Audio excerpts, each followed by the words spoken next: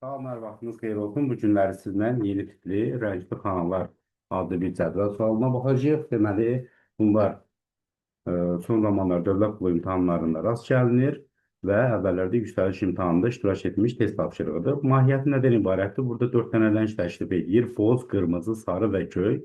Biz bu ağ xanalara o rəngləri verməliyik. Lakin bunu edərkən deyir, bu ağ xanalara verəcəyin rəngi yazarkən onların bitişik olduğu sərhədlərdəki rəngləri almamalıdır. Məsəl üçün, bu xananın içərisinə qırmızı və sarı yaza bilmərik. Məsəl üçün, bura göy və ya boz yazmaq olar. Eynilə də digərlərində də belədir. Qeyd edirik, məsəl üçün, bura nəyi? Göy. Bura göy verdiysə də, onda bu xananı da təyin edə bilərəm. 2. Bura boza dəyir, buradan qırmızıya dəyir, bu xana göyə dəyir. O zaman buna nə rəng verəcəyik? Sarı. İndi gələk bu ümumi olan buna baxaq. Bu qaba ilə bir-birinə baxırıq. Bu buradan sarıya dəyir, buradan göyə dəyir, buradan qırmızıya dəyir. Diqqətli olmaq lazımdır, hər tərəfinə baxmaq lazım. Baxmalıyım. Ona görə də bura məcburuq nə rəng verək? Boz rəng verək. Bax, bura belə boz rəng verərkən yaxşı olar ki, bunu belə kredkalara böl. Çünki axırda bizdən soruşduğunda bu bizim üçün çox vacib nüansdır. Əgər bu yuvaya boz yazdımsa, bunlara da boz yaz, belə bu hər. Elə daha rahat olacaq. Çünki axırda bizdən hesablama tələb edəcək. Boz, boz, burada boz. Eynilə bura sarı yazdım. Bu da sarı olsun, bu da sarı olsun. Bunu da 3 dənə bərabər kvadrata böl. Göy yazmışıqsa da, burada göy olur. Burada göy olur, burada göy olur. Buranı bir dənə səliqəyə salın.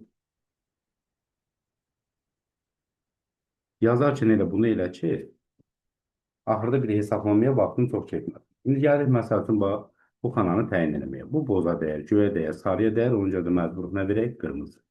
Məsəl üçün, bu xanaya baxaq. Bunu elə 2 yerə bölürəm, ikisinə də yenidən verəcəm.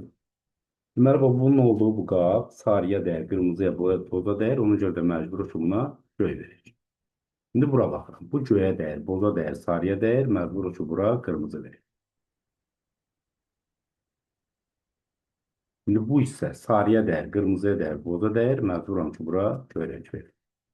Kes talaq, məsəl üçün, hara? Bu hissəyə baxaq. Bu boza dəyər, qırmızıya dəyər, göyə dəyər, ona görə də bura sarı yazıram. Amma 2 yerə bölüb sığ yazıram ki, axırda hesablamam asan bu. İndi bura baxıram. Sarıya dəyər, göyə dəyər, boza dəyər. Məcburam ki, sarıya dəyər, göyə dəyər, qırmızıya dəyər, bura yazıram boz rəng. Bu hissədə qırmızıya dəyər, göyə dəyər, boza dəyər. Məcburam ki, bura nə yazım? Sarı rəng.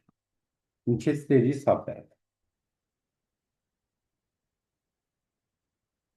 Deməli, sağ tərəfdə sarıya, boza dəyər. Bax, bu hissə biraz ehtimallıdır.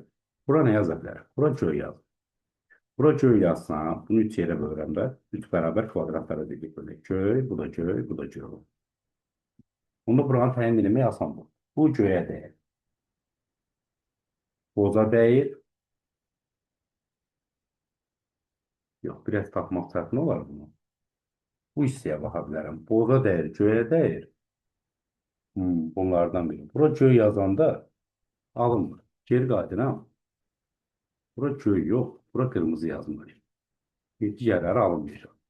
Bura qırmızı yazsam, yəni bu yuvanın içinə kanalıydı.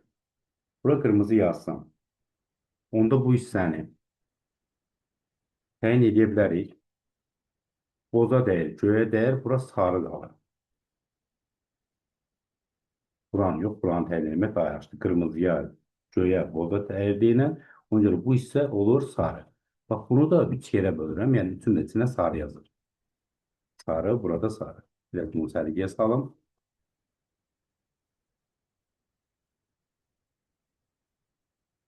Onda buranı təyin etmək olar. Bax, bu xana boza, qırmızıya, sarıya dəyirsə də onda olacaq göy. Bu başda rəqa göy olacaqsa da bunu 2 yerə bölürəm. Göy, göy. Axırda deyəcəm, bax, bunu 2 yerə bölürəm. Çünki bizdən sahə məsələsini sorur. İndi bu hissədə onda təyin edə bilərik nəyi? Sarıya dəyər, göyə dəyər, boza dəyər, burada olur qırmızı. Bura qırmızı yazacağımsa da elə bunu 3 bərabər kvadrata bölür.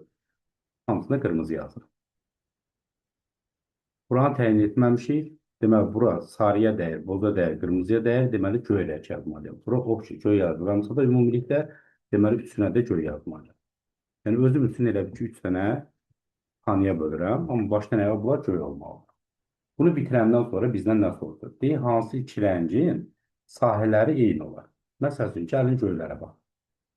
Göy burada var. 1, 2, 3, 4, 5, 6, 7, 8, 9, 10, 11, 12, 13, 14 tane köyümüz. Daha sonra gəlin qırmızıya bax. Qırmızı burada bax 2 dənədir də 2 kvadrata bölsəm 1, 2. Daha sonra bu cərgə üzrə baxıram. Bir dənə də qırmızı sətr üzrə baxaram gəlin. 1 qırmızı, burada da 1 qırmızı var. 2 qırmızı, 3, 4, 5, 6, 7, 8, 9, 10, 11, 12, 13, 14 tane qırmızı var. Bizdən də sahələri bərabər olanı soruşurdu. Elə göy 14 dənədir, qırmızı da 14 dənədir və bu ikisinin sahələri bərabərdir. Bu da doğru cavab C variantı. İstəsəz digər rənglərdə sahib baxa bilərsiniz ki, onların heç birinin sahələri bir-birinə bərabər olur.